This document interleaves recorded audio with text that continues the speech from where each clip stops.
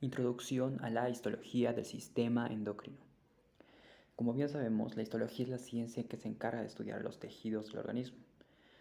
En este caso, del sistema endocrino, ya que viene más a venir a centrarse en lo que es su histofisiología, más que en su composición, que se puede decir, es de estroma, de parénquima. Lo más importante aquí es comprender su histofisiología para, propiamente dicho, luego comprender lo que es su fisiología del mismo, en cuanto a sus hormonas y todo eso. Este tema va a estar dividido en más de 3 videos, se puede decir.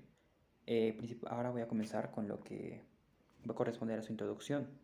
En introducción al sistema endocrino, lo que vendría siendo sus hormonas, la translocación de sus hormonas, ya sea en el núcleo, en su superficie celular, y los mecanismos de retroalimentación e inactivación del mismo. Entonces, desde una introducción al sistema endocrino, el sistema endocrino es el sistema encargado de regular las actividades metabólicas en ciertos órganos y tejidos del cuerpo y va a ayudar a su homeostasis. ¿Qué significa esto? Como sabemos, la homeostasis es la funcionalidad del organismo en situaciones casi constantes, se podría decir. O sea que, a ver, la presión sanguínea, la concentración de ciertos gases en la sangre o todo lo que tiene que ver con la fisiología no es constante, sino que va a cambiar. Por ejemplo, cuando uno está dormido, tiene una presión sanguínea, y cuando uno está despierto tiene otra presión. Es solo un ejemplo, pero prácticamente en todo es así. Ahora, actividades metabólicas. Como sabemos, el metabolismo va a estar conformado por anabolismo y catabolismo, que es un conjunto de funciones químicas que va a dar lugar a la captación de los nutrientes que se dan en la digestión, o, principalmente en esto, que va a servir para que el hombre pueda subsistir, ¿no? O el organismo, perdón, pueda subsistir.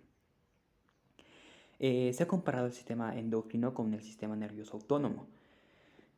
Como bien sabemos, el sistema nervioso va a estar dividido en un sistema nervioso autónomo y somático. El somático es voluntario y el autónomo es involuntario, pero eso ya es otro tema, no nos pasemos tanto.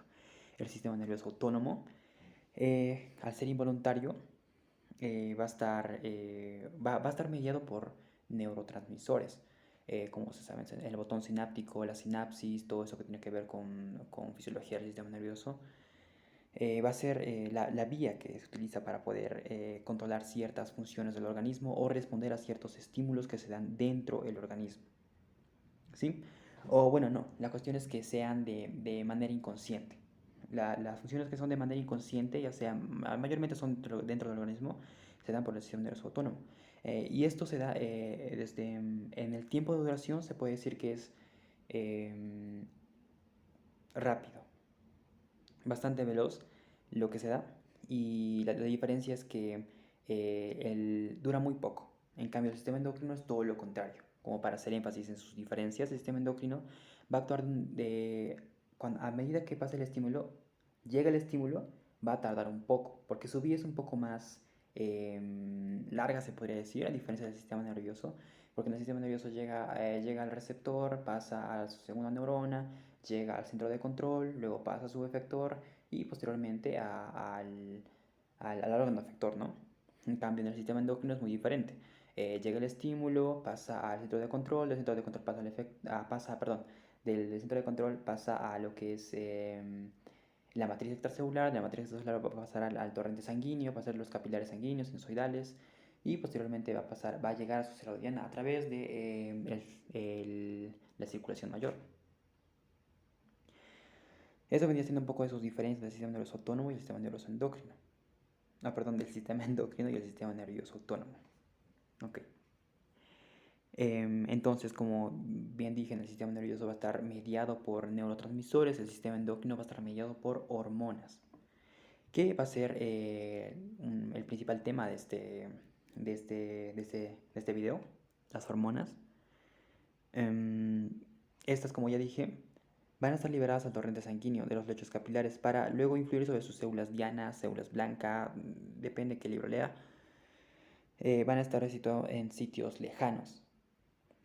Voy a hablar un poco del tipo de secreción. Hay, según la distancia, hay tipo parácrino, autocrino, que por el momento no vienen al caso. En cuanto a las glándulas endocrinas, como podemos ver en esta imagen, tenemos para empezar al hipotálamo. El hipotálamo es el órgano que se encuentra por debajo del tálamo, como su mismo nombre lo indica, que vendría siendo un origen embriológico parte del diencéfalo, la segunda porción de lo que es el encéfalo del sistema nervioso central. Y pues este va a ser uno de los principales órganos endocrinos, ya que va a ser, junto con la glándula hipófisis o pituitaria, van a conformar como que la conexión del sistema nervioso central con el sistema endocrino, que posteriormente voy a pasar a explicar posiblemente en un segundo video de mejor manera, porque esto es una de las partes más importantes tanto del sistema nervioso endocrino como también de la parte del sistema nervioso central. Y las hormonas que se secretan de esta misma se va a hablar en el correspondiente apartado de hipotálamo. La glándula hipófisis, que se encuentra debajo, se va a situar en lo que es en la silla turca, es la hormona, a ver, para empezar, el hipotálamo, al ser parte todavía del diencéfalo, va a estar conectado a lo que es la glándula hipófisis a través de un tallo hipofisiario, o también llamado infundíbulo, va a estar conectado al mismo, donde los axones de ciertas células neuronales que se encuentran en el hipotálamo llegan a la hipófisis, específicamente a la neurohipófisis. Posteriormente voy a explicar un poco mejor esto. Ya, ok, la glándula hipófisis va a ser una de las principales glándulas porque va a secretar hormonas que van a ser liberadoras o inhibidoras de otras glándulas endocrinas. Es como que va a ser el que va a controlar a otras glándulas endocrinas. Ya, luego de esta glándula hipófisis, que va a tener el apartado más grande, se encuentra la glándula tiroides. La glándula tiroides que se va a encontrar en lo que es por debajo de la tráquea, inferior de la tráquea, en la región del cuello. Va a tener principalmente las secreciones de tiroxina y calcitonina. Hormonas tiroideas, se puede decir T3, T4 y calcitonina. La glándula del timo, que se va a encontrar un poco ya en el mediastino superior a lo que se encuentra, sería el mediastino medio, se va a encontrar en el mediastino superior, perdón. Y este va a atrofiarse durante la edad, como menciona la imagen, el timo. Luego se encuentran las glándulas suprarrenales, que se encuentran en el polo superior de cada riñón. Estas glándulas van a estar divididas en una corteza y una médula. La corteza va a estar dividida todavía en una porción externa, en una porción media y una porción interna. Y cada porción va a secretar diferentes tipos de hormonas. Luego se va a encontrar lo que son el páncreas. El páncreas va a ser un órgano mixto, se podría decir, porque va a tener una secreción tanto endocrina como exócrina, al igual que las gónadas. Las gónadas que igual participan en esta secreción endocrina van a ser los testículos, los ovarios, correspondientes al sexo masculino y femenino. Luego también podemos encontrar lo que es la glándula pineal, que es que va a tener que ver más que todo con el reloj biológico, con su hormona melatonina. Luego encontramos las glándulas paratiroideas, que se van a encontrar en la porción posterior de la glándula tiroides, van a estar en contacto con van a venir anatómicamente en número de 4, en condiciones, se podría decir, en mayor porcentaje, ¿no? También el corazón, con como menciona aquí, el péptido natriurético auricular, que va a estar secretado por las células especializadas de sus aurículas, van a tener la funcionalidad de regular lo que es la presión o el gasto cardíaco. También el riñón propiamente dicho va a secretar eritropoyetina, que va a estimular la eritropoyesis, que es la que manda que se creen más eritrocitos, ¿no? Luego tenemos el tracto digestivo, que al ser casi como que un sistema muy apartado, se podría decir, de lo que es el sistema nervioso central, también secreta varias hormonas, que es uno de los más largos y eso pertenece más al sistema digestivo. Y esos son los principales órganos endocrinos. También tenemos, aparte de órganos endocrinos, tenemos células endocrinos, que se van a conocer como células del sistema neuroendocrino difuso o células NES. Estos van a estar aislados en el revestimiento epitelial del tubo digestivo, en el aparato respiratorio. Y porque al ser aislados no se menciona mucho en este tema. pero sí prácticamente al secretar hormonas pertenecen. Em, ya, pasando a lo que vendrían siendo las hormonas. Las hormonas son mensajeros químicos que van a ser producidos por las glándulas endocrinas y van a ser transportados por el torrente sanguíneo, como ya mencioné, hasta las células u órganos diana, sobre los que normalmente van a ejercer sus efectos reguladores. Tanto pueden ser inhibitorios como excitadores. Em, Solo las células diana son los que van a responder a una hormona específica, ya que tienen receptores específicos que se van a fijar. Primeramente van a reconocer, ¿no?, a la hormona y luego lo van a fijar y posteriormente va a pasar lo que vendría siendo la vía correspondiente. Por ejemplo, la hormona tiroideo estimulante, TSH, se va a unir con su receptor presente, que va a estar presente en lo que son las células de la glándula tiroides. Pero esta misma hormona no causa ningún efecto sobre otras células, por ejemplo las células de los ovarios, porque estos no van a contener receptores para el mismo. Se estima que en general una célula diana tiene entre 2000 a 10.000 receptores para una hormona específica. Ahora, en cuanto a la estructura química de las hormonas, desde el punto de vista químico, algunas son liposolubles, o sea, solubles en grasa, y otras son hidrosolubles, solubles en agua, ¿no? Las primeras, las solubles en grasas o liposolubles, son las hormonas esteroides o tiroideas y el óxido nítrico también.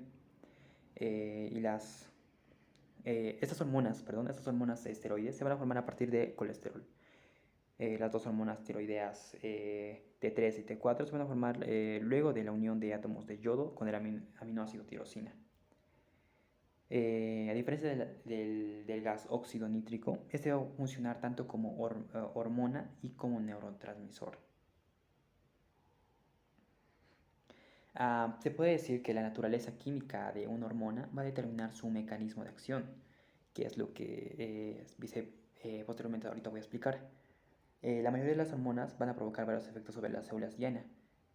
Como ya mencioné, pueden ser a corto plazo o a largo plazo. Aunque existen diversas formas de clasificar estas hormonas, o sea, por su tiempo de duración, por su estructura química, la más sencilla, como ya mencioné, van a ser su solubilidad. En general, las proteínas y polipéptidos en su mayoría son hidrosolubles, como por ejemplo la insulina, el glucagón, la filtropina, la FSH, la folículo estimulante. También los derivados de los aminoácidos son en su mayoría hidrosolubles, como la tiroxina y la adenalina. Y los derivados de los esteroides y los ácidos grasos en su mayoría son liposolubles, como por ejemplo la progesterona, el estradiol y la testosterona.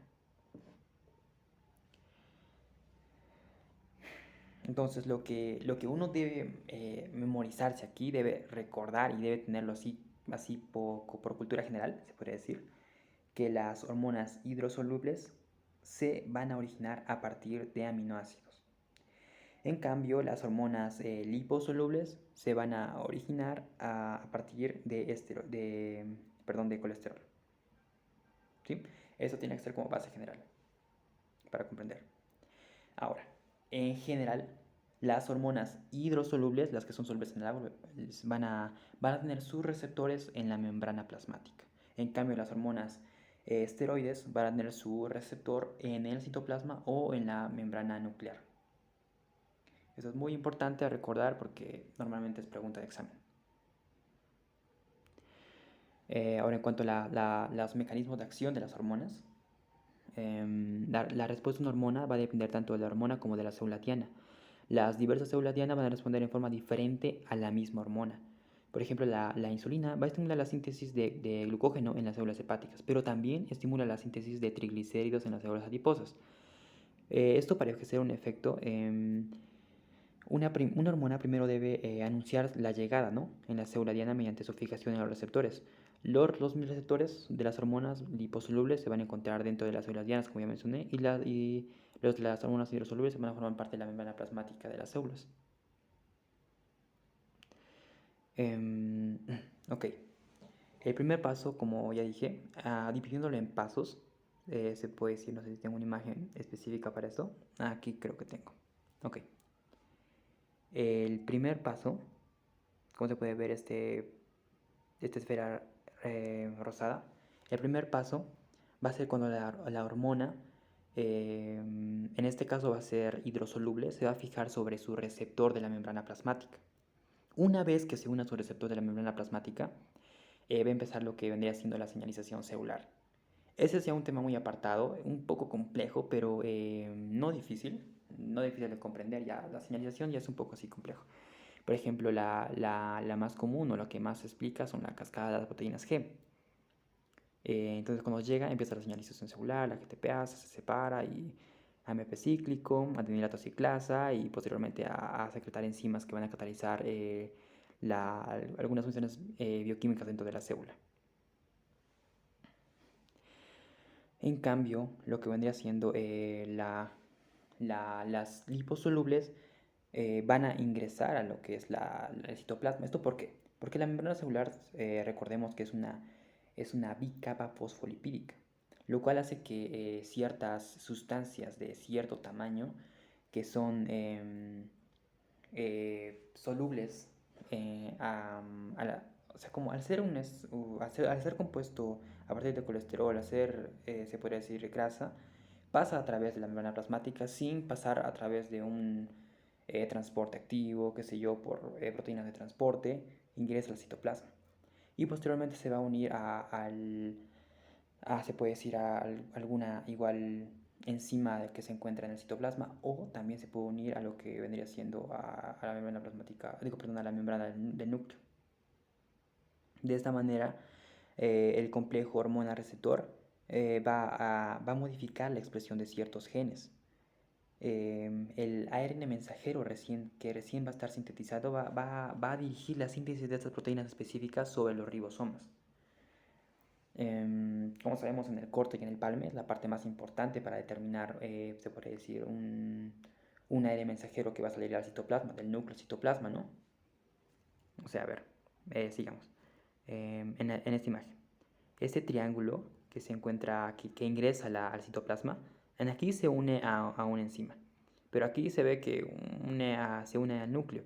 En aquí va a modificar, a estimular a que se genere un ARN mensajero, y lo cual va a ser más directo, se podría decir, para que como sabemos, el ARN mensajero va a estimular con el área de transcripción, con los ribosomas, con los poliribosomas, van a crear una nueva proteína y para una función específica. Entonces, una vez sucedido esto, ya creado la proteína, ya va a cambiar lo que es la función de la célula, se podría decir, o el estado de la célula, lo cual va a provocar la respuesta, se podría decir, la respuesta endocrina, o perdón, la respuesta celular por una estimulación endocrina. Y una vez que se dé esto, los de la membrana plasmática tienen menos duración que los que se encuentran en el citoplasma. ¿Sí? Eso se debe recordar igual. Prácticamente o básicamente eso es lo que sucede. Cuando una hormona, empezamos de nuevo hasta el principio para volver a recordar, con otra imagen voy a intentar. Ok, esta está buena. Okay. Cuando una hormona entra en el torrente sanguíneo y llega a las proximidades de sus células diana, primero se une a sus receptores específicos que van a estar localizados o en la superficie o en el interior. La unión de una hormona a su receptor va a transmitir un mensaje a la célula diana. Este mensaje, que podemos decir que aquí, una vez que se ha unido aquí, ahí empieza el primer mensaje.